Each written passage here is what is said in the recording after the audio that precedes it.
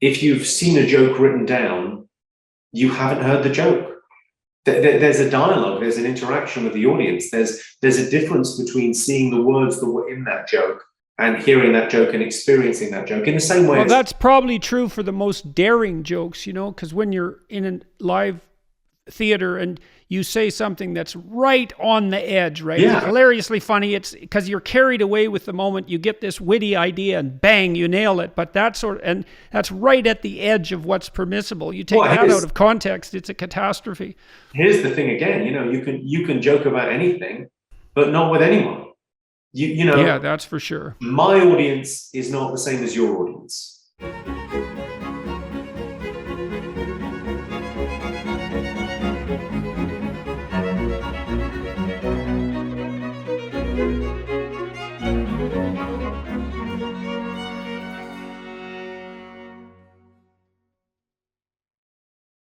Hey everybody, I'm thrilled today to have with me Mr. Jimmy Carr, one of the world's funniest men, one of the world's purposefully funniest men, which is an important distinction.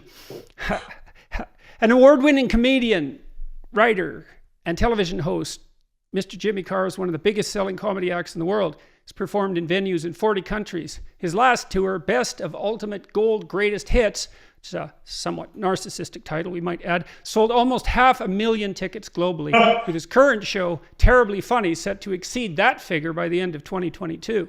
He's a household name in UK television, hosting Channel 4's 8 out of 10 Cats and some variants of that, and presenting Comedy Central's Roast Battle UK and Your Face or Mine. He's also performed as part of the Royal Variety Performance 3 times, which is something particularly impressive to us Canucks enamored archaically with the Queen. He was the first UK comedian to sign a stand-up deal. I think that means a comedy deal rather than a straight deal, with Netflix in 2015, releasing Business 2016 and Best of Ultimate Gold Greatest Hits 2017. He's also performed in my favorite city, Montreal, at the Just for Laughs Comedy Festival, which I'd highly recommend, since 2003, with more appearances than any other UK act in that time. His YouTube channel, where he's accrued over 500,000 subscribers and 130 million views, was launched in 2018. And because all that is not enough, he's also a published author. He co-wrote The Naked Jape, Uncovering the Hidden World of Jokes, in 2007, and his highly anticipated memoir, Before and Laughter, launched in September 2021 and made the Sunday Times bestseller list. So I have a question for you to start. I have to know the answer to this. This is serious business. Go a ahead. 15-foot tall replica of Carr's head was used in an advertising campaign for Walker's Crisps and has subsequently appeared in various publications. And then it was transported from Preston to the Wickerman Festival. I have to know about that. How in the world did that come about and why? There was a charitable campaign for this brand of crisps called Walker's, very beloved British crisps, and they built an enormous model of my head. I mean, who knows why? My head's quite big enough as it is. And then it's been turned into a bar. And so my Twitter will blow up once every couple of years when they transport it, because it goes on the back of a flatbed truck and they take it up and down the motorway, and people just go, was that an enormous effigy of Jimmy Carr? Has he finally lost his mind? Did you say it was a bar? It was a bar, yeah. They turned it into a bar. I mean, it was a huge thing. You could sort of climb up inside it, so they turned it into a bar. I don't know. It's a weird world we live in, isn't it? Yeah, it's weird, to say the absolute least. So your head is a bar. Okay, yeah. Well, that's an answer, and thank you very much for that. So, what's the biggest venue you performed at? I've played a couple of stadiums. I've done like shows in stadiums, but I think like often when you like a stadium, like an arena, like a 10 or 12,000, but it's very much whispering into the abyss. You're telling your jokes, and they're sort of you're just on send. And I like comedy to be a conversation. And even if there's like 2,500, 3,000 people in an amphitheater in a room, you feel like there's a discursive element. So if something happens in the room, I want to be aware of it. Let me ask you about that immediately. So, because I always think of my lectures in venues like that as a conversation as well. And I also found that if they get too large, and maybe that's more than 4,000, something like that, then it is, in a sense, whispering into the abyss. It's as if the the individual people start to disappear, and then you can't make contact with your audience the same way.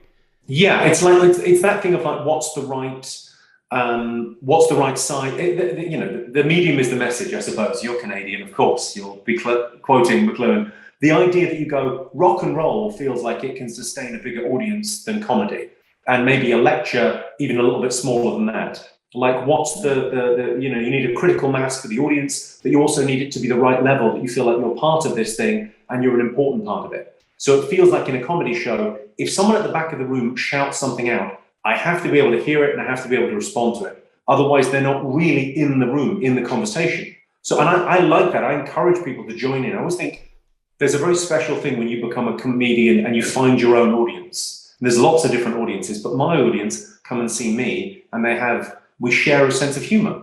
And there's a sense, one of my favorite quotes about comedy is, laughter is the shortest distance between two people.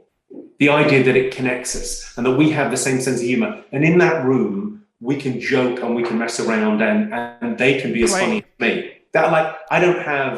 Sometimes when you go and see a musician, you're just blown away by their talent. You think, this guy is just phenomenal. I can't get over how great they are. I could never do that. With a comedian, it's not quite the same thing, because you're thinking, this guy's got the same sense of humor as me. You can be as funny as anyone. And my book is about this, really. It's a case for living through humor. And I think the best jokes, the funniest things that have ever been said, are not said by famous comedians. They're said by you and your friendship group and your family. They're in-jokes. And comedy at its best recreates the in-joke of the tribe within that space. Yeah, so the rock and roll types, when you go to a great concert in a large venue, if the audio is good, it's as if the musicians are playing in some sense to the crowd. But I've noticed in a lecture, and it seems to be the same in stand-up, which I think has very many similarities with a good lecture in front of a live audience, that you have to be talking to individuals. And I always talk to one person at a time in the crowd. I actually look at someone and I have a little conversation with them and switch to someone else. And so there is something that seems to be intimately, and that's partly why it's a dialogue, and seems to be something that's intimately personal about that, that's not the same with something that's more purely artistic. Yeah, I think so. I think you can perform a song in an empty room and it's still a song. And I think a comedy act, a joke without, it's feed line, punchline, laugh. It's binary. You either get a laugh or you don't. Without the crowd, it isn't anything. The crowd performs such an important function in comedy, above and beyond all other art forms, because no one can tell you whether that's a good or a bad song. It's like, well, it's interpretation. But with comedy, it either makes people laugh or it doesn't. There's a binary response you're looking for. It's one. Right. I think the critics are big fans of comedy because we don't need comedy to be mediated by critics. It either works for you or it doesn't. Yeah. So the crowd is such an important part of comedy. And I think one of the things that I advocate in the book is comedians become, one of the comedians' kind of superpowers is failure. We're very good with failure because our feedback loop is so short. We're allowed to take a million different chances.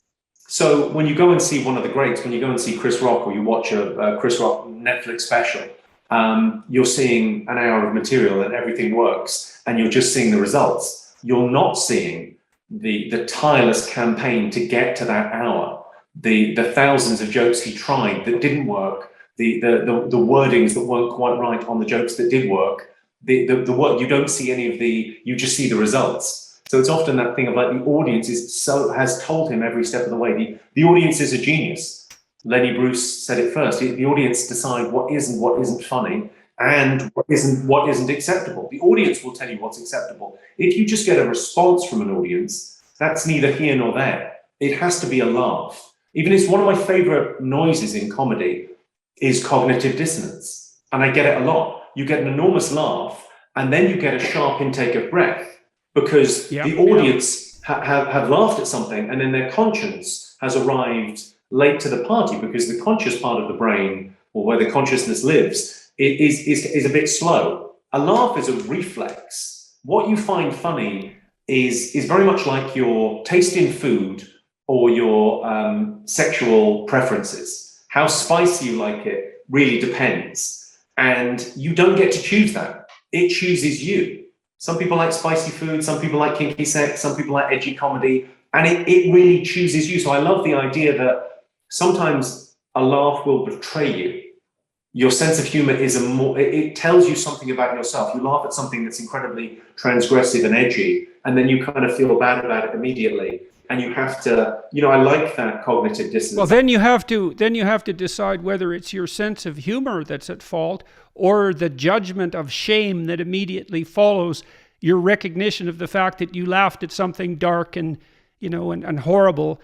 And it isn't obvious to me that your sense of humor is likely to err the same way your judgments err. It seems to me to be a purer spirit in some sense. And it's fascinating to me as well that you're watching the audience while you're performing comedy, but you're also saying that as you construct your routines, if you're a really, really good watcher and listener, then you try to see what sticks, so to speak. You throw things at the wall to see what sticks. And if you really pay attention to the audience, then they'll tell you how to be successful, right? Yes. So all you have to do is collect that. Yeah, you're collecting data over 20 years. So you've obviously got, the thing about comics as well, when they do good audience work, is it's like airline pilots. Like, if you ask an airline pilot how long they've been a pilot, they won't give you it in years.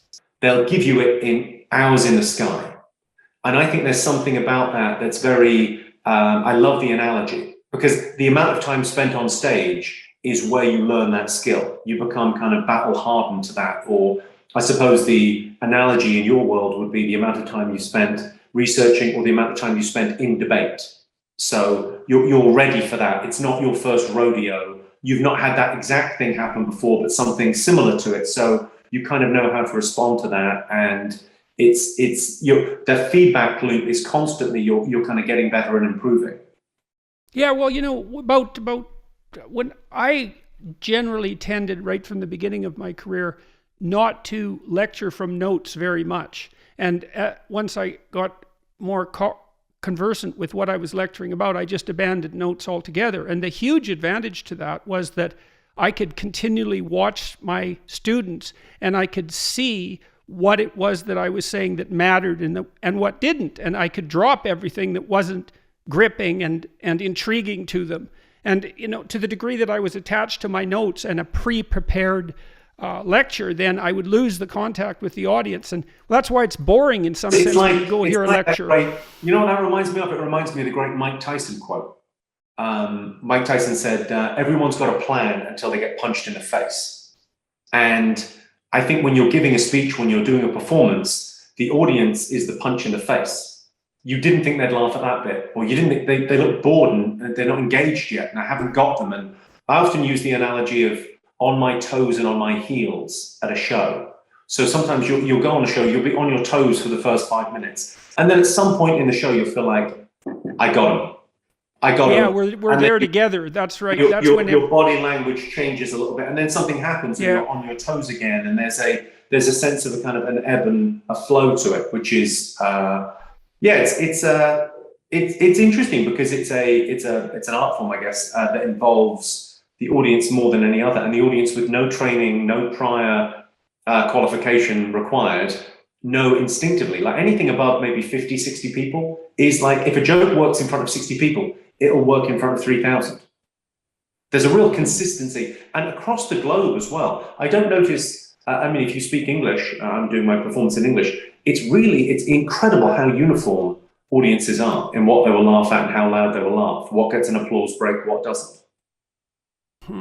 So do you find a marked difference? Now, maybe you haven't had much of this experience because you're so successful, but I don't like going to movies, especially comedies, if the theater is empty, and I don't like lecturing to a hall that's half full, because I find it much more difficult to get that response that you were describing of everyone being there together and something flowing if the place is sporadically populated. Yeah, no, I would agree. I think comedy is a social thing. So let's unpack that, because the first bit is about seeing a comedy movie in a crowded cinema. That's just smart. Because laughter is tribal. Laughter it's a signal to other people. It's remote tickling. Laughter is about 1 million years older than language. It's a different part of your throat that you're using. It's basically remote grooming. And I think I mean, obviously. Hey, do you know rats laugh? Yes, of Since course, you're interested in that, if you if you tickle them with a pencil eraser, then they laugh, but it's so ultrasonic that you can't hear it unless you slow it down. I did a documentary on the BBC go about ahead. Oh, you did? On the BBC about a Horizon special about laughter, which I think is on YouTube. You'd be able to see. But we got Dunbar in. So Dunbar, obviously, the Dunbar number is the number of friends you can have. They often quote it when they're talking about social media. And the interesting thing about humans is we have a much higher Dunbar number than silverback gorillas. So silverback gorillas can only groom themselves literally. So they if you've got 50, 55 silverback gorillas in a group, they all groom each other a little bit every day. And that's how it goes. That's the size of that. And that allows a certain amount of specialization.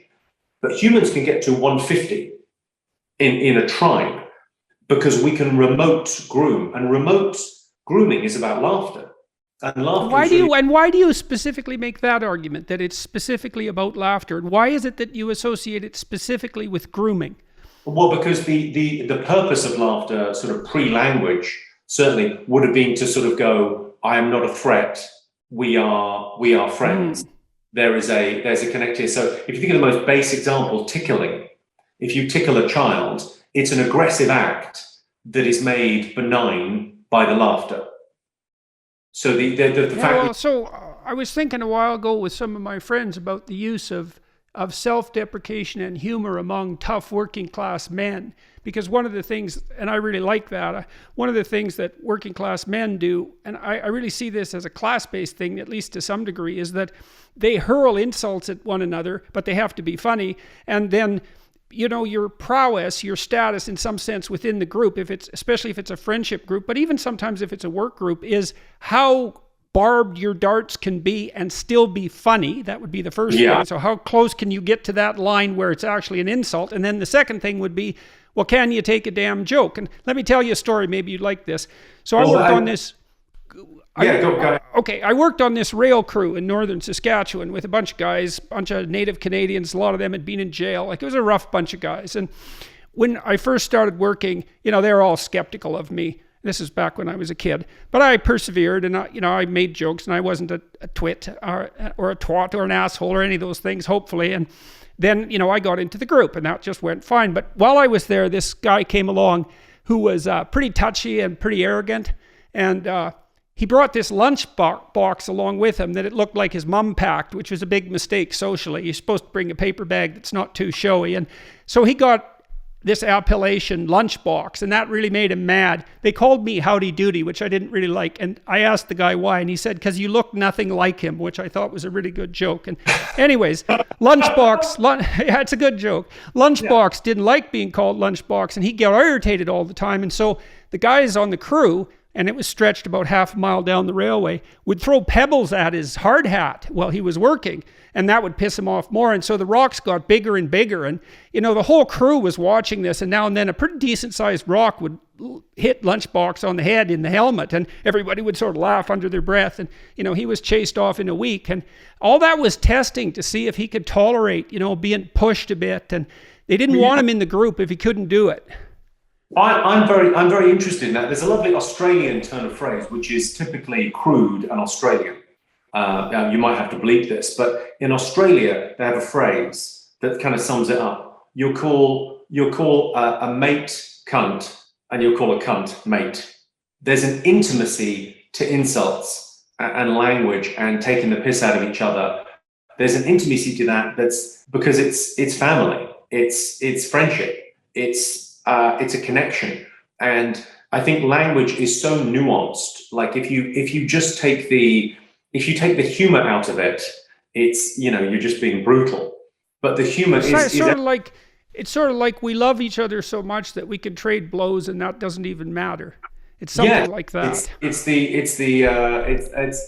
I suppose it gets to that thing of love is unconditional, friendship isn't. So it kind of gets to a thing of going, listen, if you love each other, you can sort of take this and it's fine. And the badge of honor of being able to take a joke, sort of almost the worst thing you could say about someone British is, he can't take a joke. Yeah. Well, it's fun being a Canadian in relationship to comedy, because I watched a fair bit of British comedy when I grew up. I loved Monty Python, which I discovered when I was 12. And I thought it was actually a circus show when I first watched it. And I thought, what the hell is this? And then my dad turned out to like it too, which I thought was extremely bizarre. And so what I loved about the Brit comedy in particular, and I think this is characteristic of your culture, is that British comedians tend to be extremely self-deprecating, and British satire is like that too. They're after themselves a lot, and Americans really didn't have a great hand for satire, I didn't think, until The Simpsons came along. That was the first truly satirical comedy that I had seen coming out of the US. Well, I guess, of course, go ahead. Well, Mort Stahl or Lenny Bruce or any of those kind of greats would have been a huge influence of that. I mean, the Simpsons didn't come out of nowhere. It standing on the shoulder of giants, as is always the way with comedy. We're kind of part of a very proud tradition that goes back through Variety and court jesters and trickster gods. We're part of that tradition. We're outside looking in. We're slightly other. I mean, it's that thing of, comedians in a room of 3,000 people, are we the one person facing the wrong way?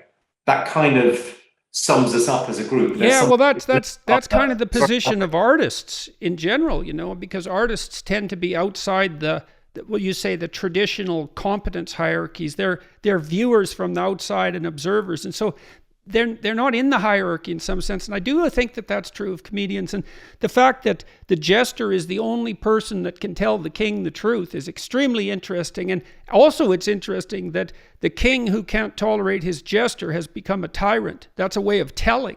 Yeah. There's a great story about the Great Wall of China. Do you know that story? When the emperor was building the Great Wall. I mean, it nearly bankrupted the kingdom, the Great Wall of China. And the plan was to paint it red. That was always the plan. We're going to paint it. We're painting it red. And the jester made so many jokes about painting it and how it would bankrupt them and how it would destroy the kingdom, and made all the jokes that the emperor changed his mind. Said, no, we don't need to paint it. It's crazy. But it's an interesting kind of thing of like the effect that sort of speaking truth to power is not an easy thing to do. It's much easier to get your point across if everyone's laughing.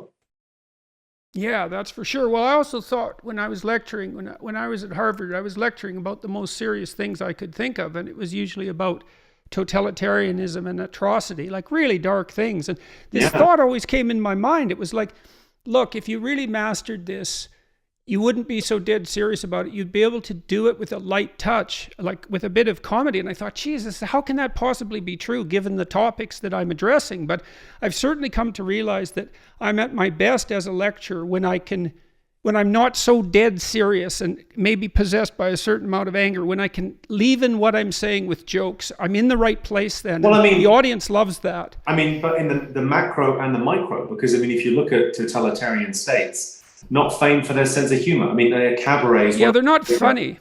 Well, but cabaret is really interesting as a piece, because the idea that cabaret clubs in Germany were shut down because they realized you can't hate someone you're laughing with, and laughter builds a bridge. It's tough to be a racist when you're laughing with a comedian from a different ethnicity. Really does kind of it makes bonds in society, and it joins things up. And Russell Peters really has done that well, I think. Yeah, the idea that you bring lots of different people together and sort of and share that common experience. So yeah, I think there's something in and actually when you're doing a lecture about something incredibly serious, to be able to make a point about something and to be funny about it is kind of magnificent, because it shows confidence and competency, and being able to be a little bit self-deprecating and not taking oneself too seriously. It's all to the good. Yeah, well, it's a mark of transcendence, I think, in some part, right? Because, if you do something stupid and then you laugh at yourself, it's like simultaneously you're the fool, but you're also the thing that can look at the fool and say, well, I'm a fool, but I can do better, and I don't have to take that too seriously. Yeah, isn't there something with life with, if we look at the mental health crisis that's going on globally at the moment, it's about perspective. Comedy offers perspective in a way that I think is incredibly profound and meaningful to me, because you look at, suicide's like the extreme example, right? So suicide is a symptom of depression, and depression suicide is the permanent solution to a temporary problem. And comedy's very good at lending perspective, at going, look, let's step back from this. We all fuck up. And the question is, where are you stepping back to, do you think? Like if you make a joke about an extremely serious subject, and you're stepping back somewhere, right? And you're sharing that with the audience and they go there too. Where is it, do you think, that you're going when you step back? I think it's processing. I think there's a sense in which when we joke about something, we're taking something that's too horrific to talk about, to acknowledge, and we're making it okay. So that theory of benign violation on comedy comes up. The idea that we're taking things that are violations in our culture, in our world, and we're making them benign by laughing about them. We're taking away their power. So if you imagine the Venn diagram of violations, and we're making them benign and joking about them and processing that thought, it's a very important part of because so much of life is terrible, and so much of our culture is, eschewing obfuscation. The obfuscation of decay. That's the phrase, isn't it? We're trying to hide death. We're trying to not think about mortality. And that idea, or to transcend it. I don't think comedy is denial. I think it's genuine transcendence. And, that idea that you take away someone's power with laughter, it's like, that's actually literally true. When I used to work out, I had a couple of friends I worked out with a lot, and they were pretty damn funny. And one of the things we would do when we were bench pressing, and sometimes heavy weights, is make the guy laugh. And you cannot exert muscular force when you're laughing, and that's where the phrase sort of collapse into laughter comes. So that's really interesting physiologically. I've got a in the book about what happens in the vagus nerve stays in the vagus nerve. What happens to you from a physiological point of view when you laugh is, I think, fascinating. I mean, it's really, I like to think of myself as a drug dealer. Mm-hmm. I'm a drug dealer, but the drugs are already on the audience. I'm never going to get taken by the police, because I'm releasing endorphins, but you've got the endorphins on you. You're getting dopamine, because dopamine mediates positive emotion, and so and cocaine and the drugs, the psychomotor stimulants, are very potent dopamine releasers, and so it's literally the case that when you laugh and facilitate positive emotion, you are activating that circuit without harm, right? And it's without harm, And I sort of view watching things on screens as fentanyl. It's a substitute. It's not the real thing. You need the real thing. When you watch it on a screen, it's like that those drugs are being cut up. Someone stepped on that cocaine. You need the pure thing of like being in a room with other people. That's where you release it. You don't laugh in the same way when you're watching your favorite. If you see Monty Python on a screen, you laugh. But if you go and see them live, if you go, they did that talk show. It's a different order of laughter. You're falling about. And you as you say, you collapse into laughter. You have fits of laughter.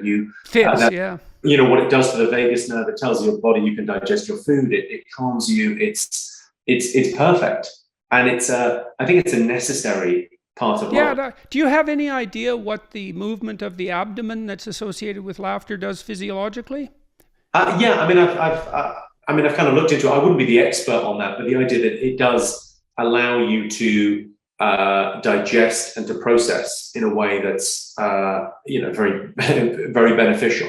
It doesn't have any negative effects after. If you could buy a drug that did what laughter did, with the amount of side effects that laughter has, which is literally none, it would be the perfect drug. Yeah, and so that idea about having to be there with the people, that's interesting too, because I'm going back on tour. I did a tour in 2018, and I think it sold just about as many tickets as yours, by the way. Haha. And so anyhow, I'm going back next year, and I'm wondering why I'm doing it, because I could just do YouTube videos and, they're pretty effective, and I could just sit here and do them and they're pretty fun, but I really want to do it. I really find it ridiculously exciting. And part of it is the feedback from the audience, right? That I get informed by that in a way. It's more than that. You're giving people an experience, because you never forget who you saw live. You never forget who you saw live. No one goes, the Rolling Stones, did I see them live or not? I can't remember. But a YouTube video, did I see that YouTube video or not? I don't know. Yeah, maybe I watched it, maybe I didn't.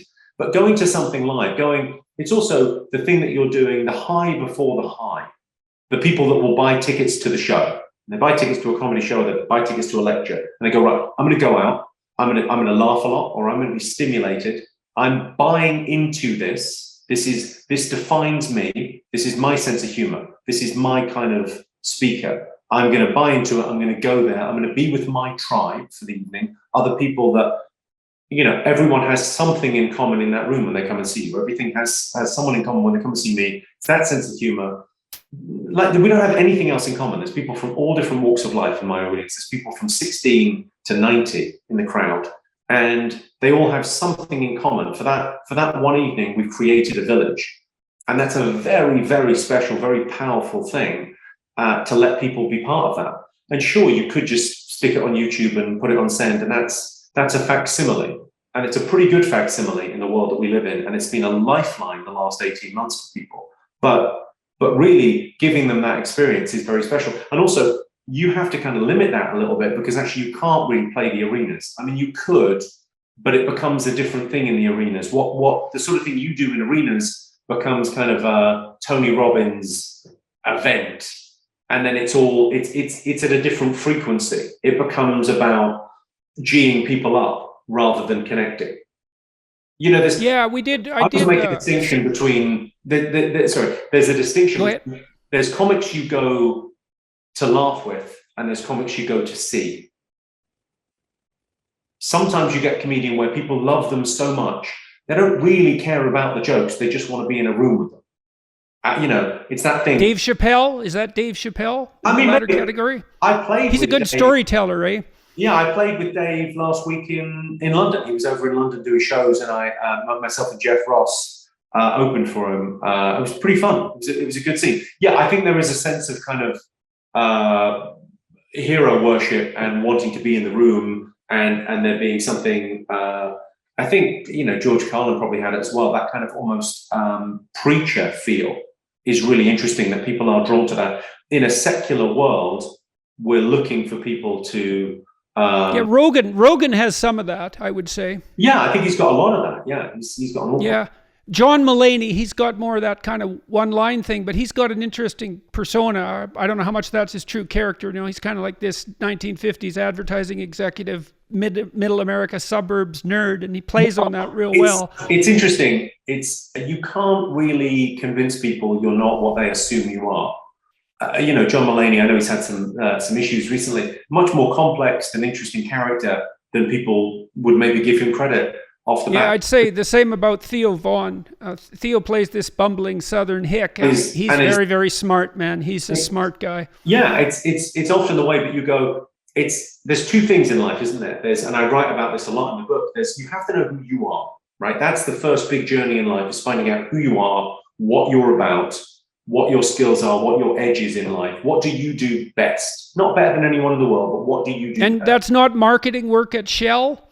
Definitely not. Definitely not. So it's that thing of, like, you have to find out who you are, but it's also important as a duality, because you have to find out how you're perceived in the world as well. What do people think you are? People look at me and they don't see an immigrant. They don't see someone that's dyslexic. They see a very confident British man somewhere between Hugh Grant and Mr. Bean, right? So they see that. So you better know how you're perceived in the world, and you also better know who you are authentically. And I think having both of those things it's very important kind of armor for going out to the world. I mean, I did your before coming on this today, I did your understanding yourself. Oh, you did? Understand myself. Well, yeah. So tell me what your personality is. Let me guess. You're extroverted as hell. You're probably pretty disagreeable. I don't imagine you're that conscientious, because it's hard to be conscientious in a comedian. You're high in openness. 97th percentile in conscientious.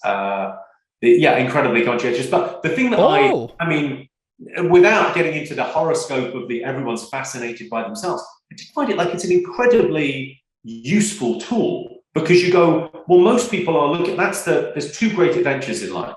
There's finding your purpose, and then there's pursuing it. And most people don't get to do either. My book really is about trying to share that. So I did the autobiography, but I wanted it to be half about me and half about you. And half about, like, what are the beliefs that you have to have in order to pursue that journey?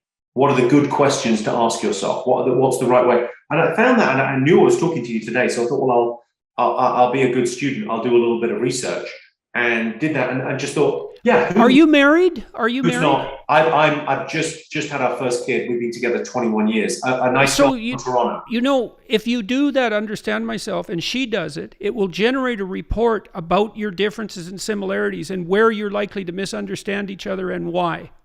So all she has to do is sign up and do it, and then you can link your accounts, and it'll generate this third report. We're doing it. We're yeah, doing it's really. I did it with my wife recently, and it was really useful. Does it put you in touch with a lawyer, or do you have to find your own lawyer? Yeah, well, that's a feature we should add, like a value-added feature. We can get the lawyers to pay for that. If it comes up that it's really you're not a great match, it should just come up of, like, I love that thing in. Do you ever read that researcher, The Love Lab? You ever read his stuff? Are you talking about the research and what predicts divorce? Yeah. You mean eye rolling, for example, which predicts divorce with 95% accuracy? Yeah, and he could do it within 5 minutes. We often do it with couples over dinner, where we've got, myself and Caroline have got it right 100% of the time, where it's like, if someone displays contempt for their partner, it is fucking over. It's gone. Hey, so let's talk about that for a sec. How about if we all display contempt for our political opponents? Does that make it over too? I think maybe it does. I think there's a sense in which political parties now have become like sports teams. You blindly follow left or right, blue or red, whatever your team is, and you become entrenched. In our culture, people talk about echo chambers. It's amplifiers. The left have moved to the left, the right have moved to the right, and there's a couple of liberals left in the middle going, well, we need something. The problem with the middle, the center ground, is it's not exciting. I want there to be kind of, I want to be a radical moderate, but it's such a... that's what I've been trying to do with responsibility, and to allow people to imagine. Responsibility needs crisis management, because responsibility sounds boring, but it's incredibly empowering. Like, if you take responsibility, like no one ever... Like when you win something, you never go, I'm responsible for this, but you go, actually, responsibility is about the nexus of control is within you. It's the idea that you go, right, I'm in charge of this now. So that's really the story of the early part of my life, was about taking my life and actually leading my life, as opposed to just letting things happen. Okay, yeah, so let's talk about that. So you graduated, and then you went and worked as a marketer for Shell, but you didn't like that, and then you took a sideways. Okay, please tell that story. What happened? I didn't make any decisions in my life until I was about 25. Why did you do the things you did if you weren't making decisions? I did the best next thing. So when you're 16, you decide to stay. You can get a job or you can stay on at school. The best thing to do is to stay at school. The best thing to do is to try and pass those exams. Try and go to the best university you can. So I went to Cambridge because that was the best one I could think of.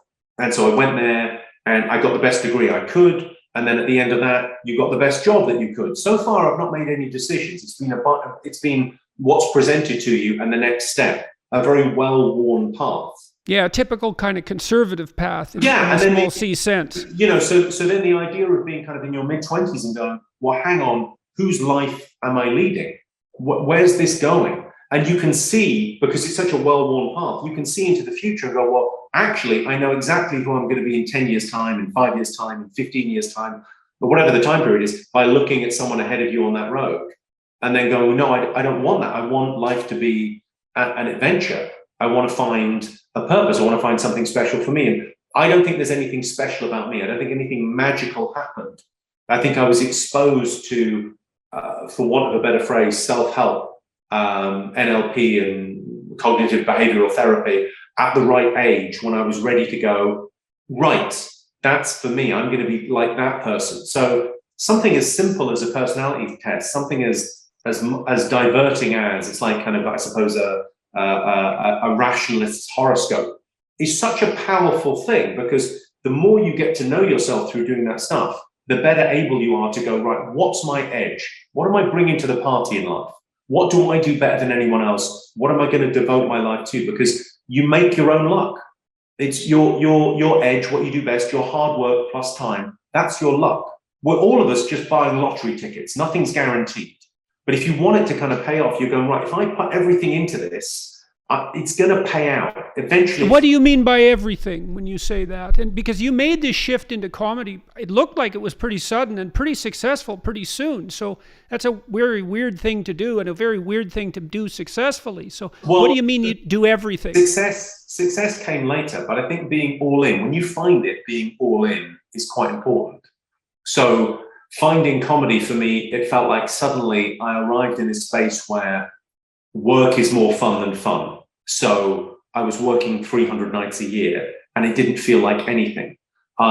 We both had a similar experience. Actually, I know a little bit about you in our mid-20s of giving up alcohol because work was more important. And it reminds me that I'm of the opinion that the opposite of addiction isn't sobriety, it's purpose. If you have hey, the clinical literature on that is crystal clear. The only reliable treatment for alcoholism that's ever been discovered is spiritual transformation. That's it.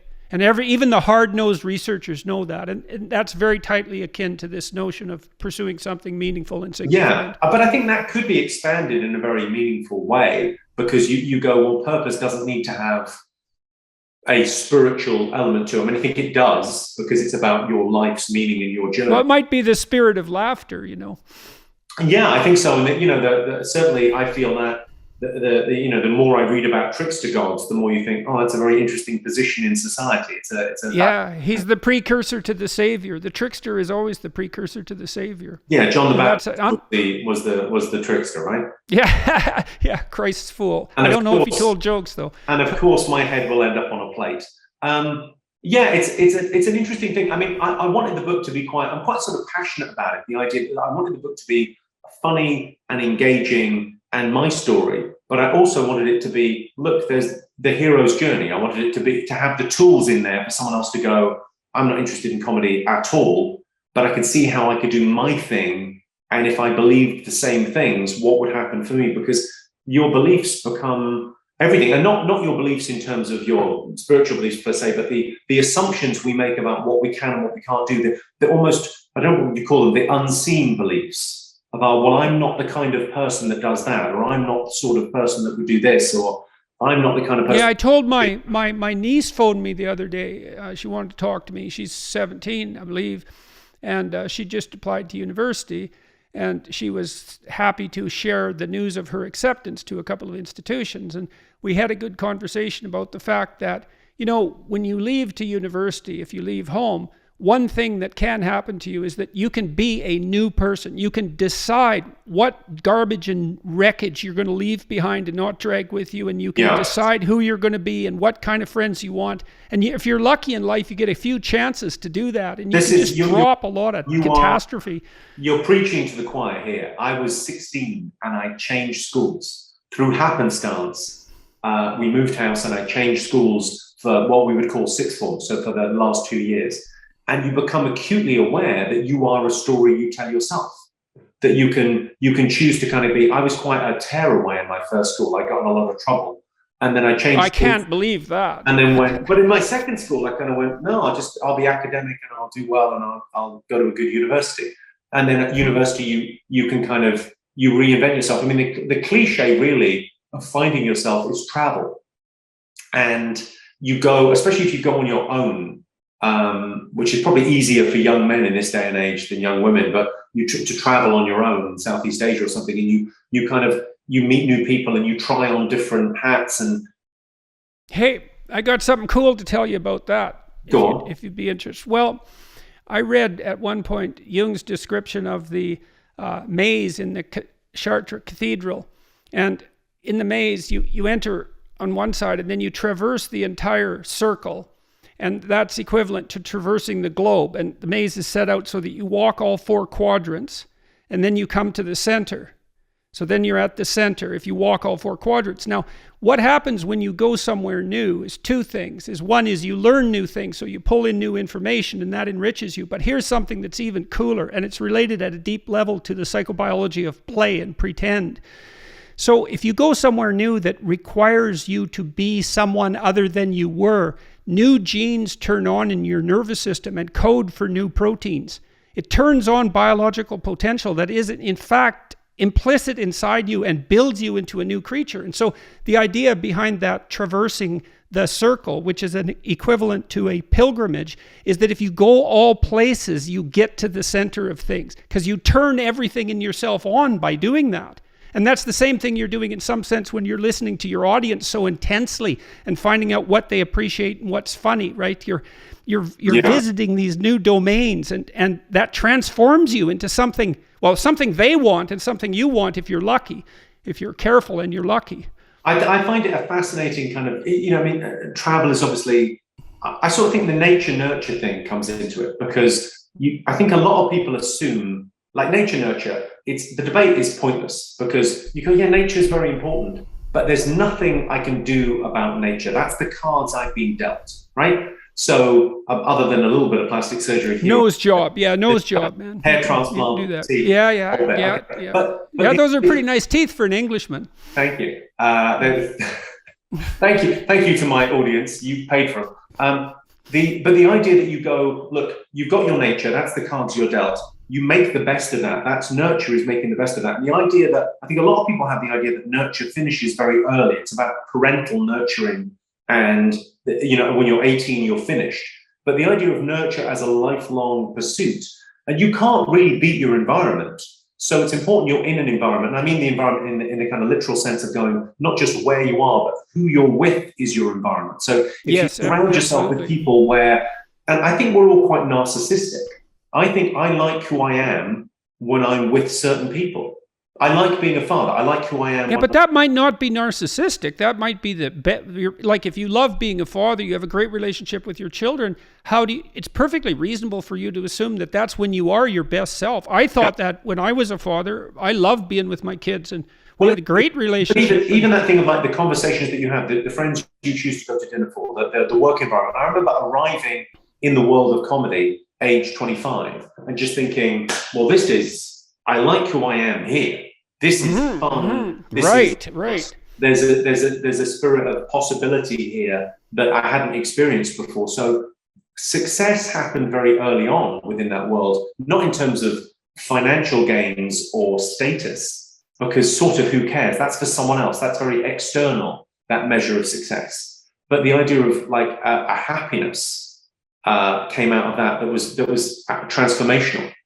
Just in terms of my whole way of being changed. And I think, happiness it's one of those words that's become conflated. In the book, I'm sort of obsessed by the accuracy of language and how That's a good thing if you're writing a book. Yeah, but that, that idea that I talk about in my mid-20s or my early 20s being sad. I wasn't depressed. I was sad. And there's a huge difference, because depression is about serotonin levels and chemical imbalance in your mind. It's a very serious disease with very serious repercussions, suicide being the most serious symptom. Sadness is about circumstance. Sadness is fantastic. Sadness just means you don't like things as they are. Well, things are going to change.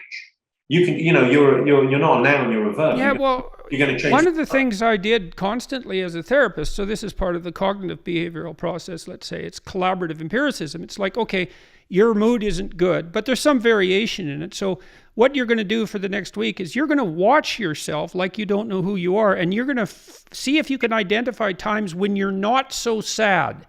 And then see if you can figure out like where you are, what you're doing, what you're thinking. Why are you not sad then? Yeah.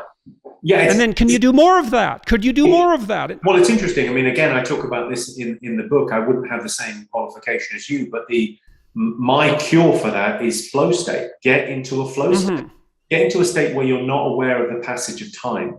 Yeah, that's a marker. That's a weird marker, that one, that you're out, then, that's where you're outside the domain of mortality concerns at that point too, right? Because that weight of mortality that weighs upon us is integrally linked with consciousness of time.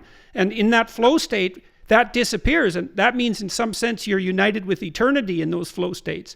It's not a trivial thing. No, it's hugely important. I read a fabulous thing on it. I mean, I think sport is often where people, if you're playing tennis or whatever, that happens to be my sport, but you go, I'm not aware of how long I've been doing this. This has been just a pleasure. And I've been so focused taking your conscious mind and giving it something to do so that your subconscious can relax is, I think, I'm not great with meditation, but I quite like doing Lego puzzles with my other half, because you go, yeah, I'm just gonna get busy, get all that busy so that you can then relax.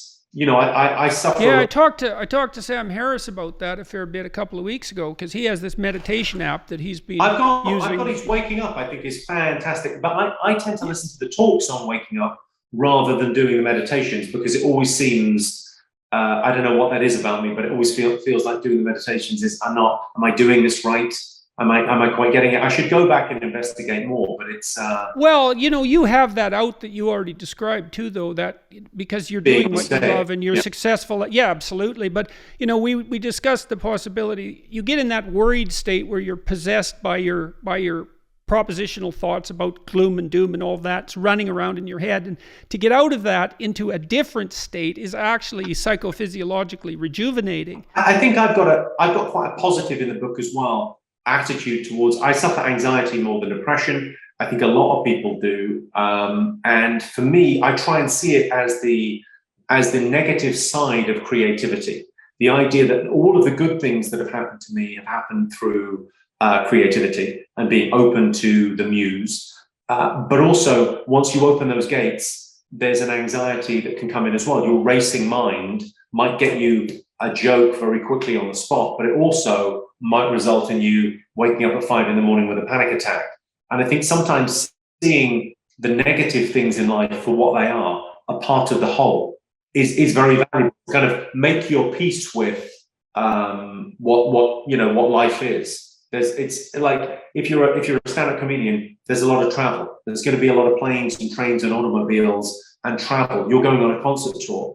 Making your peace with that and going, yeah, that's part of the thing that I'm loving doing. This is part of the whole. You can't just have that bit. You have to take it all. Well, that's also part of the problem with envy. You know, when people compare themselves to other people, they say, well, I really wish what that son of a bitch had. And that kind of malevolence often comes along with it. Well, here's a point about envy that I make in my book. I make a very clear distinction. I suppose you could have it either way on the etymology of the word. But for me, it's envy and jealousy are very different. For me, jealousy is about, I don't want him to have that. I'm jealous of what they have, but I don't necessarily want that myself. Envy, I think, could be a very positive thing in one's life. Because envy, for me, it strikes me that the only question that really matters in life, in any given situation, is what do you want? Mm-hmm. It's the most profound, meaningful question at every level, whether you're looking at a menu in a restaurant or trying to decide what to do with your life. What do you want? And envy often gives you very accurate pointers. Yeah, because you look at someone else, you read someone else's book, let's say from your perspective, you might read someone else's book on psychology and you might go, that guy absolutely nailed it. I can't believe how good that is. And it spurs you on to work harder and to say, well, I need to be more succinct in my language and I need to clarify better. Or for me, I might watch someone's comedy special and just go, oh, that blew my mind what they did. I've got to get better at this. I'm going to break down what they did and I'm going to get better at it. So envy, I think, can be powerful. The idea of not wanting someone else, comparison is the thief of joy, is one of my favorite quotes. And it 100% of the time, it kills it. As soon as you look and someone's having more fun than you somewhere. That envy, that's interesting to use that dark emotion in some sense as a guide to what you actually value. So if you notice what you're envious of, then you can tell what you actually value, even if you're not that willing. Yes, and not that willing to admit it to yourself. I've got that lovely First People story in the book about the white wolf and the black wolf. You know that story, right? I don't think so. There's a black wolf and a white wolf, and they represent good and bad. I mean, the First Peoples, and they say, so which wolf are you going to feed? Mm-hmm. And the kind of the colonial white man's retelling of the story was, well, you feed the white wolf, you feed the good wolf. But if you only feed the good wolf, there's actually a downside, because the dark wolf, the black wolf, doesn't just disappear. He's waiting around every corner to attack. So waiting Yeah, for. you also might need him to scare off other wolves. Yeah, so that idea of going, well, look, actually, you feed them both, and you use the darker things you turn to good. You say, well, something as negative potentially as envy could be an incredibly powerful force in your life if it tells you what you want. And when I say what you want, it's like I'm going to sound like an old hippie here, but I genuinely, on that question of what do you want, I think wishing wells work, but they work way before people think they work. The magic wish, not so much. But knowing what to wish for is everything. You'd be amazed how many people that go to a wishing well and they wish for £1 million, which is like, it's like they're wishing for a token. They don't know what they want. They're putting off answering the question. What's the thing you really want? And it's like, that's so fundamental to happiness in life and to finding your purpose, finding what is that thing at the base level that you want. Because knock and the door will open, ask and you will receive. Yeah. And that has very much to do with specifying and admitting to yourself and then actually working towards what it is you actually want. So many people I remember telling people that I wanted to be a comedian. I remember telling people that I want to be a stand-up comedian. I remember calling my first Edinburgh show, when I first did a show, Barefaced Ambition, because I was I want this to be my life. I want to do this. I want to pursue it. I want to be successful at it. I want this to be who I am. I want this is an identity level pursuit for me. And the universe conspired to help me. It felt like everything was, once you tell people, right, I'm going to do this, it felt like, okay, everything's pointing in the right direction. There was a real a congruency to who I was. Yeah, you definitely sound like a hippie now. There's no doubt about that. So thank you. So yeah, so well, you had this job that you took after you graduated from university, and it was a good, solid, stable job.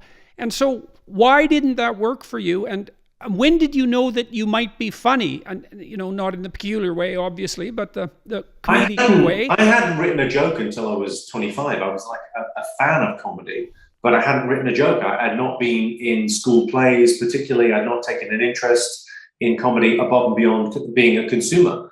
And I was about 25, and I suddenly kind of went, well, this is my edge. The thing that I'm good at is talking to people. The thing that I'm good at is getting ideas across, and making people laugh was such an important part of my life. I trace it back to my mother. I trace it back to, she had an extraordinary laugh. She was a very funny Irish woman, had a lovely turn of phrase, and there was a high value put on making people laugh in our house, because... Could you make her laugh? Yeah, it wasn't a particularly happy home, but and I think if you're talking to comedians, I think the question to ask is, people ask about, depression in comedians, because the tears the clown thing is it's such a delicious irony. Why wouldn't you ask about that? But actually, I think the question to ask that's more interesting is, which of your parents was sick?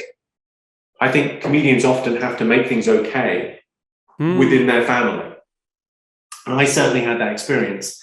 And then it was about kind of, when you, obviously your life is understood backwards, it's lived forwards, and it's understood in the rear view. But looking back, it was obvious, of course, that's what you're going to be good at. You're good at, within friendship groups, within family, at making people laugh, at making things okay. Okay, so you knew that about yourself, that you could make your friends laugh, your family laugh, and you said also make things okay. Is that peacemaking, or was that humor? I think peacemaking was part of what I view humor as. I think it's a methodology for making things okay, for lightening the mood, for for me it's kind of a panacea. I mean, I'm ultimately self-medicating with humor. So how in the world did you come about the decision to leave your job? And you also mentioned cognitive behavior therapy in there, that you did something that brought this. I went and did, actually, when you work for a large company like Shell, there's a training budget every year that they assign to their staff members. So if you work on the oil rigs, it's all health and safety training. I was working in a fancy office in central London, so there's no need for any health and safety stuff. It was all fine. The most dangerous thing was the coffee in the coffee machine. So for me, I could go and do with that kind of those courses and those days that they gave us. I went and did some NLP training with a guy, one of these kind of corporate away day things. And I got exposed to NLP and just went, oh, this is phenomenal. I'd lost my religious faith on a trip to Israel, somewhat ironically.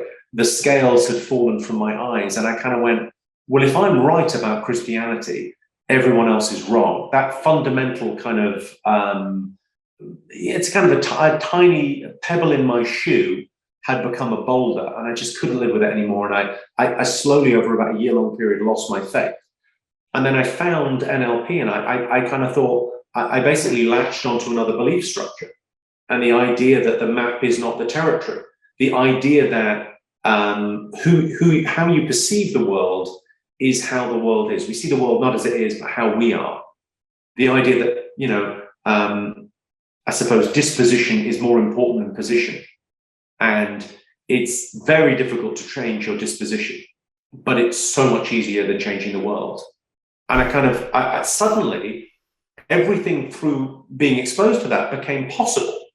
But the possibilities became like, well, fundamentally, my belief became anything anyone else can do, I can do. And that's incredibly empowering, and it's scary. And you're suddenly not leading your life for the afterlife. I've still got a huge belief in the next life, but not the afterlife. The precision of that phrase. I think the allegories of religion I still enjoy, but I just I don't believe them literally. So the idea of going, there is a next life. Of course, there's a next life. You move through phases. I'm a father now, and I'm in my late 40s. I'm a very different person than the person that started on this road 25 years ago to being a comedian.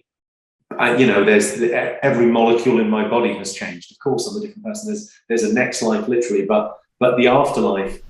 It struck me that the afterlife was a way of the ultimate in procrastination, and it struck me that religious belief was very good for the tribe, not great for the individual. And in our society at the moment, maybe it's an interesting thing going on at the moment where the pendulum has swung too far to the individual, and there's not enough tribal thinking going on. There's an awful lot to unpack there. What specifically, so you said you moved from Christianity and you moved into a psychotherapeutic realm in some sense, and that opened up all sorts of possibilities for you. You started to realize that you had been hindered by your own presumptions, some of them unexamined, about who you were and what you should be doing. How did did you have family around at that time? Like, were you constrained in your choices in some sense or not? I think I was a little bit constrained by a sense of duty that was, I'm not sure whether that was real or imagined. I think very often that's one of the assumptions you make about what I should do to be a dutiful son. My mother died around the same time, and that was weirdly quite sort of, I believe what psychotherapists would call enmeshed. I had a very close sort of a substitute partner for my mother, who, very close. You could argue too close. So when she died, that was crippling for me. The grief was very overpowering, but also freed me up to go. The thing that I had feared as a child, the loss of the key parent, had happened. The worst thing had happened, and you kind of look around, you're still standing, and you go, what are the lessons from that? Well, go and live your life the best you can. Suddenly there was a sense of urgency to my life, that this is, you get one life. Mortality became a very real thing through grief. The idea that this is the only chance you get, you have to make good on that. This is right. So that's kind of the black wolf and the white wolf there. Is, the white wolf, you might think, well, that's the meaning that you found in this pursuit, but you're also chased by the fact that you realized the fragility and shortness of life. And it's definitely better to be, if you're going somewhere, it's better to be running from something and running towards something. You're a lot more motivated then. Yeah. I felt like I felt incredibly old when I was 25 and working in an oil company. I felt as old as I've ever felt. And then the next year, I was suddenly in this other world where I felt like a teenager again, and I kind of have done since. It felt very, I don't view atheism as a cold, dry, academic pursuit. I view it as kind of an empowering rush of blood to the head.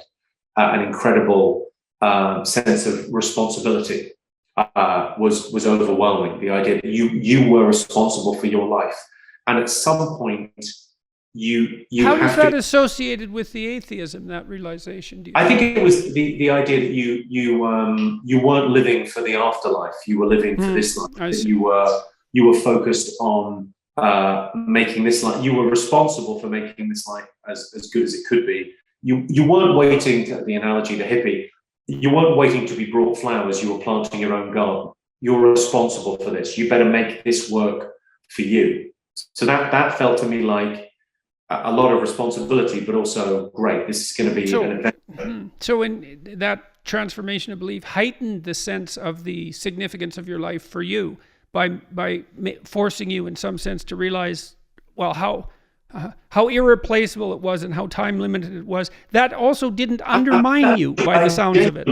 I genuinely felt like I was waking up. I genuinely felt like I was in a bit of a daze. Like the scales have been lifted. I've been kind of wading through treacle in my early 20s, like post-college, that kind of trying to hold on to that previous life. Like, I talk about next lives. There was, university was, a blast, had a lot of fun, a lot of drinking, great. And then you leave and suddenly you're in the real world, and it's just, I didn't like it. I didn't like where I was in it.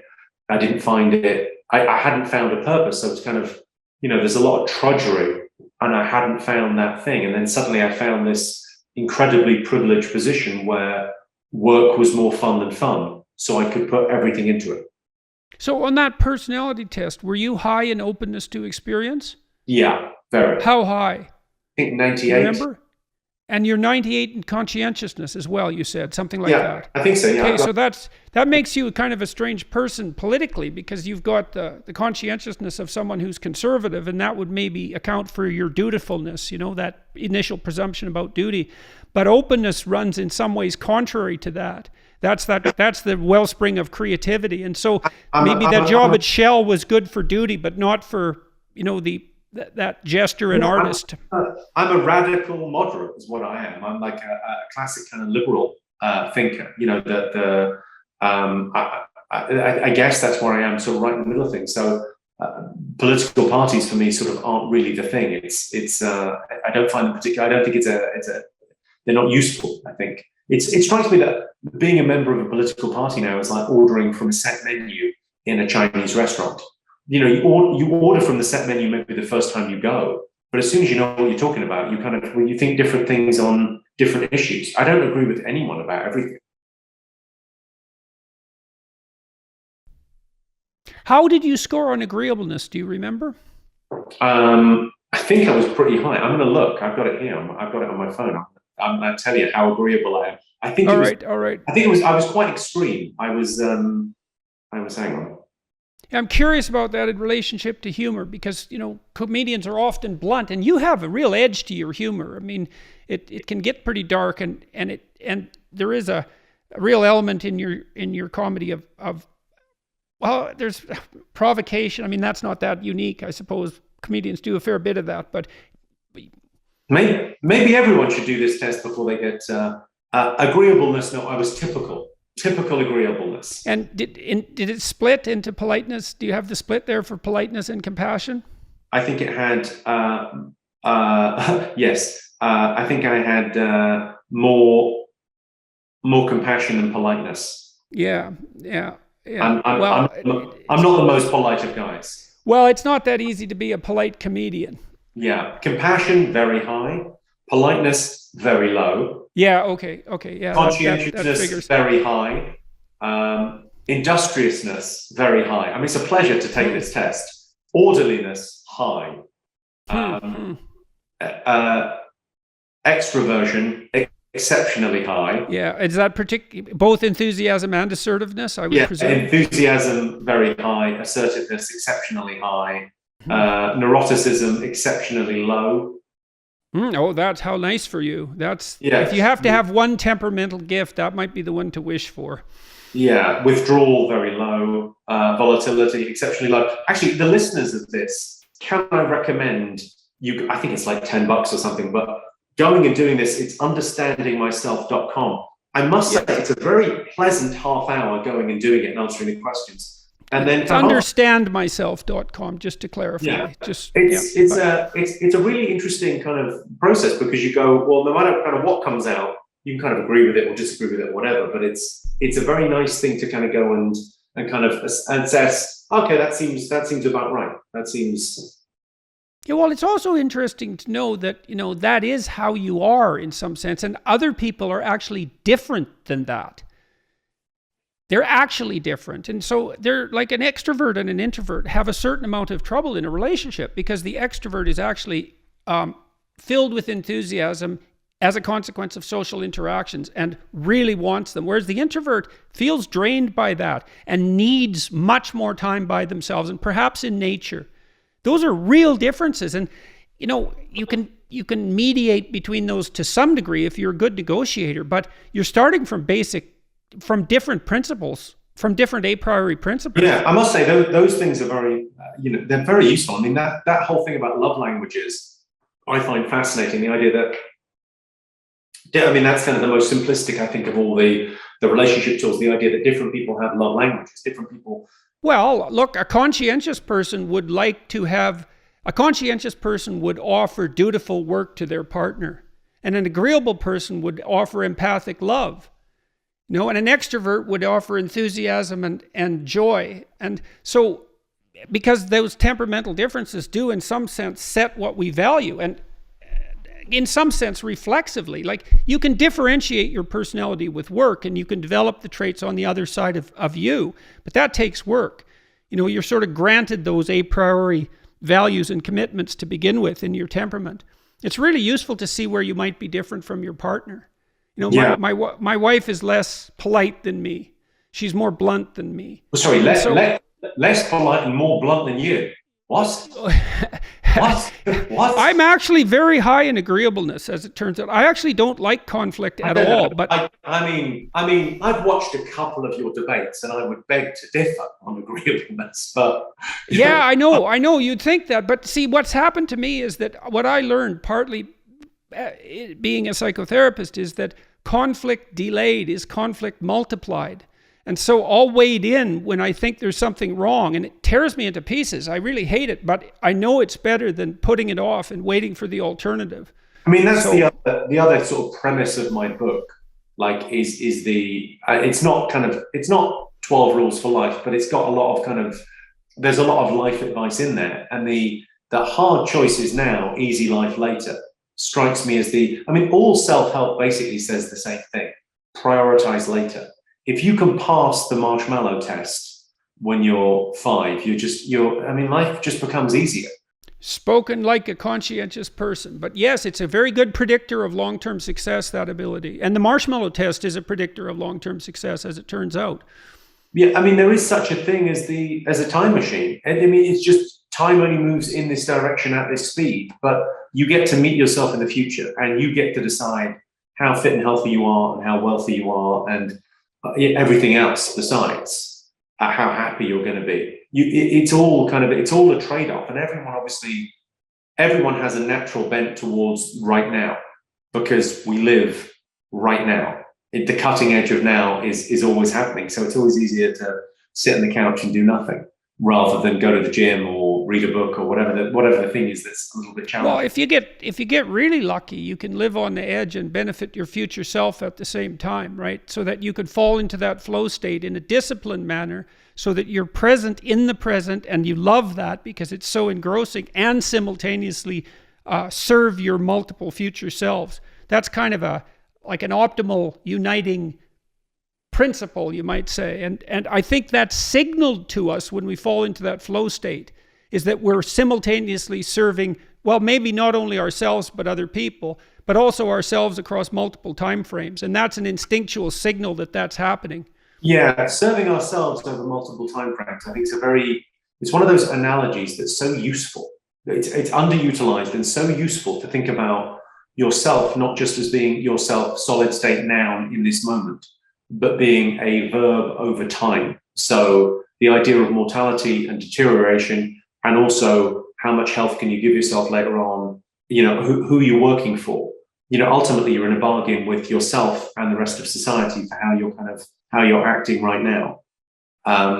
it's very, very interesting sort of thing to think about. So let me turn back to comedy for a minute. Who do you really like for comedians? Who do you really find funny that's operating right now? I mean, I suppose it's that thing of like, you often find your friends very funny. I find there's a guy called Neil Brennan who co-created the Chappelle Show, who has one of the best. I think you would love his special.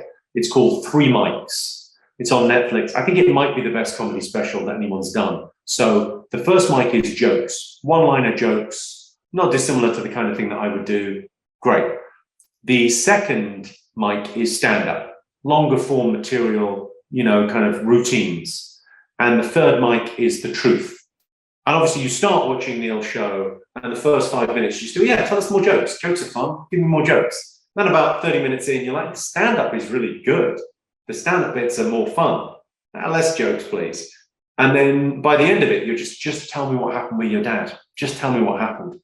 It's fantastic. It's a really interesting, and the idea that he's made these very clear distinctions, whereas I think a lot of people organically do that in a show, but he literally had 3 mics and 3 different settings, and I thought it was a triumph. Yeah, well, I watched Chappelle's recent So Controversial show, and he did a tremendous amount of storytelling. And one of the things that was masterful about what he did was that he tied everything together at the end so nicely. So it was like the whole joke sequence had a punchline, right? The whole story had a point, and it was coherent across all the story and the jokes. And so it elevated it to some degree, I think, to a place that just sequences of jokes can't attain. I mean, not that they're not worthwhile. No, I think there is a sense in which, you watch better comedians and you go, look, I've got a ticket to the lottery, right? Let's imagine there's a Mount Rushmore of comedy and the 4 greatest comedians are up there. I'm not on that Mount Rushmore, but I could be. I love the fact that being a comedian is a task without end, that I'm not done yet. I'm in my late 40s and I still feel like I'm kind of, okay, I'm in the gym now. I know my way around one-liners. I'm pretty great with jokes. Storytelling, I've done a little bit of it. I put my toe in the water, but I'm not there yet. But with the book, certainly I'm becoming better. I'm better at, opening up and sharing. And it's an ongoing, I mean, the great thing about most comics that are considered to be the greats did their best work in their 50s and beyond. Well, that is interesting because that's at variance with most artistic endeavor. Yeah. A lot of that happens in youth. It doesn't happen so much with, it does with musicians even. It tends to be a younger person's occupation. So that's not so much true for fiction writers, if I remember correctly. But it's interesting that it's not true for comedians. Yeah, I've got a whole sequence in the book about, because I used to find it very oppressive when I was young, reading about people that had made it very early on in life. Child geniuses are really, when you're a kid, it's like, this guy's done everything and you feel like you haven't even started yet. So I like the idea of I used to often read kind of biographies of people that have made it later in life. I like that kind of that thing of society worships youth so much. I like the idea of going, making it a little bit later is okay. It doesn't have to happen early. It can happen at any stage. I mean, my story was of someone in their mid-20s finding their way in the world. So that kind of the analogy of the quarter life crisis, finding purpose, and purpose being sort of the key, that hero's journey. That can happen at any stage. That can happen in your 50s. That can happen in your 60s. It really doesn't matter. I think it's quite an empowering thing. So you like Neil Brennan, 3 mics.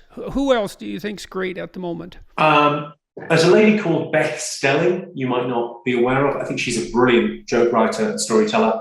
I like Michelle Wolf. I like in the UK, there's, so many great comedians. I've been watching a lot of I had a friend that died recently, Sean Locke, who was a huge figure in my life. And obviously when he died, the first thing you do is you sort of go back and you look at his work and you look at all the stand-up that he did. And I found him just so incredibly funny, this guy, Sean Locke. Just everything about him was, because he looked a certain way, every joke was kind of heightened because he looked like a guy that he looked like a working man. He looked like he'd come to fix your boiler. And then he was doing this kind of incredibly surreal, light touch jokes. And that for me is everything was kind of a heightened surprise because of that. And who do you think were the comedy greats? I mean, I think, you'd be hard pressed not to. I mean, Richard Pryor is one of, there's a sense in which everyone's doing an impression to a lesser or greater degree of Richard Pryor. Everyone's a tribute act for Richard Pryor because it's good that he was named Pryor then, isn't it? It seems quite fitting. Perfect bit of language there. He was an extraordinary talent, and really there's a great fable in his life. I put this in the book, actually. I've done a chapter on Richard Pryor in the book, on the fact that he was a pretty successful comedian. He was good. He was on TV. Bill Cosby was the biggest comic in the world at the time. And Richard Pryor was a poor man's Bill Cosby. He was doing pretty mild, but very accessible comedy. He was on things like The Tonight Show, and he was very funny in a suit and tie, and he looked the part, the short hair, and great. And around 1968, 69, his mother died, his father was dying. There was the rise in the civil rights movement. This incredible thing was happening in America. And he was on stage in Las Vegas in front of a predominantly white crowd. And he looked around and he said, "Fuck it, I'm out." And he walked off stage and he walked away. And he really didn't come back for 4 years. He worked it out in black clubs in predominantly black cities. And he didn't even come back straight away with, like, people think, oh, he came back and he was Richard Pryor. It took him, I think it was his third album back, this N-word Crazy hit, and it hit big. But the two previous albums were underground, and he became this, he started using his language. He started being authentically himself. It was the good was the enemy of the best. He had this skill set and he turned it into this, it was transcendent.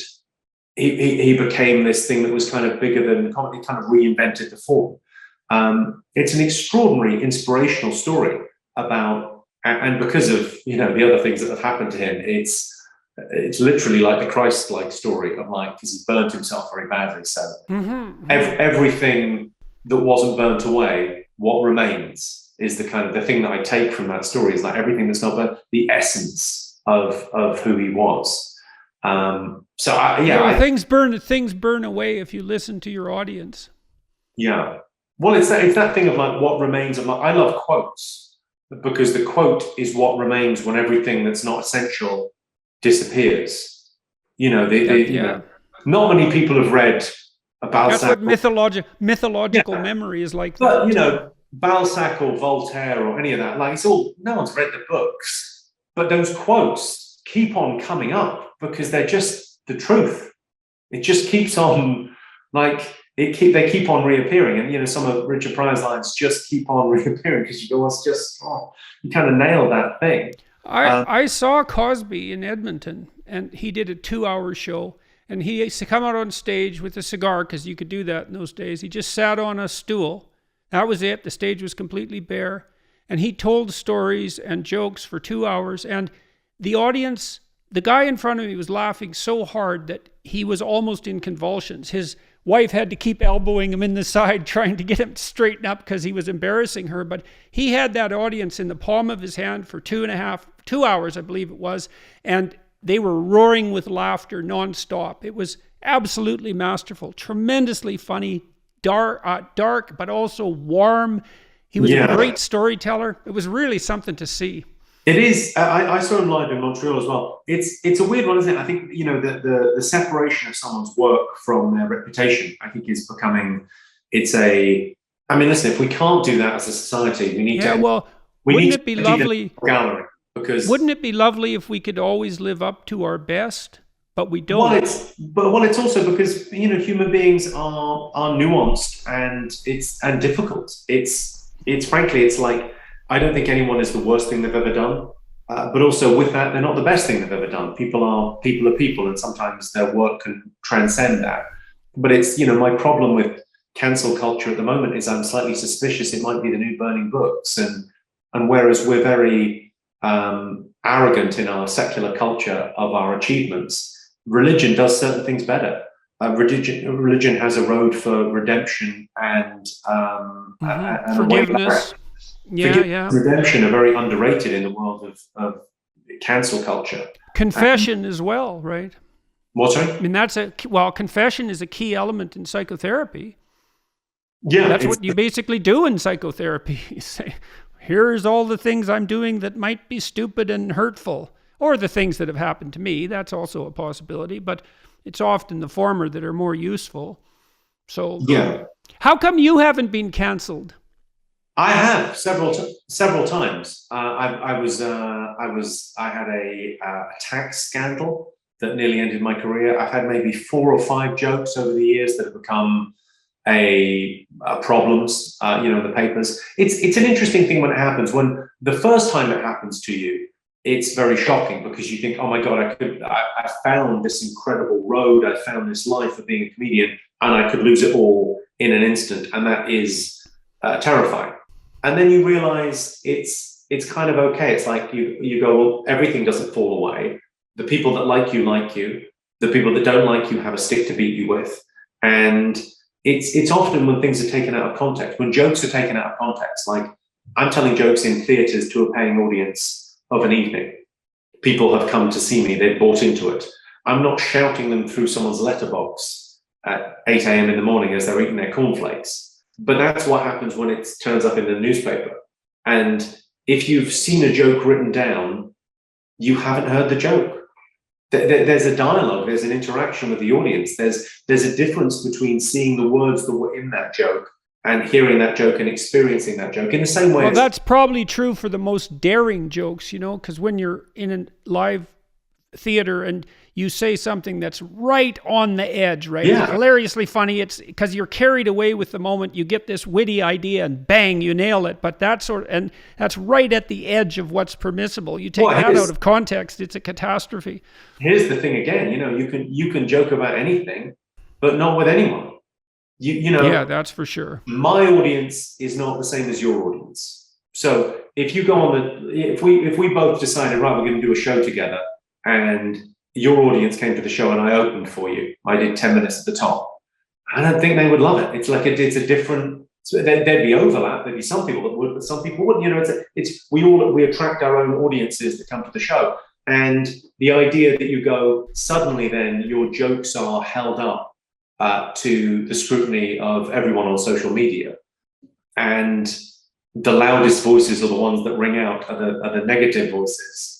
And there's something a bit disingenuous about the press as well, where they'll report a joke. Yeah, a bit. But they report a joke as if you're making a statement. And I don't really make statements on stage. I make jokes. So you go, well, the defense is always, it was a generic. Well, what do you think the relationship is between jokes and the truth? I think, and it's very interesting. I think it was Bertrand Russell that said, when something is funny, search it very carefully for a hidden truth. Yeah. Well, do comedians often say things that everybody thinks are true, but no one will dare to say? I think comedy lives at its best somewhere between, it lives between public and private discourse. And there's a huge difference between public and private discourse. Certainly at the moment, it feels like it's never been wider. If you watch BBC... So comedians are even more necessary. Yes, but yes, I'm building my role. But that idea, if you watch BBC News, you would swear that everyone thinks in the same way and thinks the same thing about everything. And actually, there's a huge variety of opinion out there. And so different people go down different rabbit holes into their own media. But there's a lot and comedians are kind of in the middle trying to make sense of it all and talking to an audience. And everything a comedian says has to be based in a level of honesty, because it just isn't funny. So if you're joking, it's so strange though, because there are truths that aren't funny. So what is it about truth? What is it about some truths that make them funny? What is exactly the relationship? Because funny is a subset of true in some sense. I don't think a joke needs to be true per se. It just needs to. Often the funniest thing is when you're pointing something out that's akin to the emperor's new clothes. Yeah. You're pointing out something that kind of, it seems obvious when you say it, but everyone kind of goes, oh yeah, I guess. That's yeah, or they go, oh well, oh yeah, we're all like that, ha ha ha. We know that. Yeah, but no one would say it. Yeah, observational comedy does that job of kind of going, we've all had this human experience. And if you're talking about something that's slightly more transgressive in society, it's like it's talking openly about it. So there's a sense in which it mimics friendship because it's having a conversation that you're not walking on eggshells. So political correctness at a comedy show is like health and safety at the rodeo. It just doesn't sort of belong there. It's not to say that political correctness is a bad thing. It's just saying it's about the application. Where does that work? I mean, I think the obsession with words, with linguistics in PC is, I don't give a fuck what you call me. I care how you treat me. So I'm very interested in social justice, but I'm not interested at all in political correctness. And I think the two are being conflated because it's an easier fight to win. The straw man is the language. It avoids having to talk about the real topic a lot of the time. Yeah, it might also avoid having to confront those particular demons in your own soul as well. So that's a powerful form of avoidance. Yeah. It's interesting. I mean, one more question. We've gone about 90 minutes, and so why did you want to talk to me today? Why did you think that was a good idea, and what sparked your interest? I'm curious about that. I think you're an incredibly interesting guy because I think there's a sense in which what you're trying to do, certainly in 12 Rules, but I think Maps of Meaning as well. I think is such a valuable. You're reaching out. You are a father figure for a lot of men without fathers. It strikes me that that's a incredibly difficult station to take, and you've been given, I think, a very hard time. I think for trying to do something that's incredibly valuable and necessary. And I think in trying to write my book, I discovered that I wanted to try and give something back a little bit. I wanted to try and help in some small way. Partly it was about being a father, and it was about having that energy as a father of going, look, if something happened to me tomorrow, what am I leaving my son? What do I, so from my kind of ego point of view, saying, well, what do I think about how the world works? And I felt that my book was something that you would respond to because it's a much more. I mean, I kind of went down the self-help route because I thought it was low-hanging fruit in some sense. Yourself and Sam Harris are great, but neither of you know your way around a dick joke. And I felt like there's a way in which of delivering that material with a lightness that it feels like your audience might get a kick out of my book. So I suppose it was okay. Self-interest, but also I like what you've done. Well, thank you. I thought especially I like what you've done too. I think you're extremely funny. And is that actually your laugh? Yeah, it's oh my God, that's so horrible.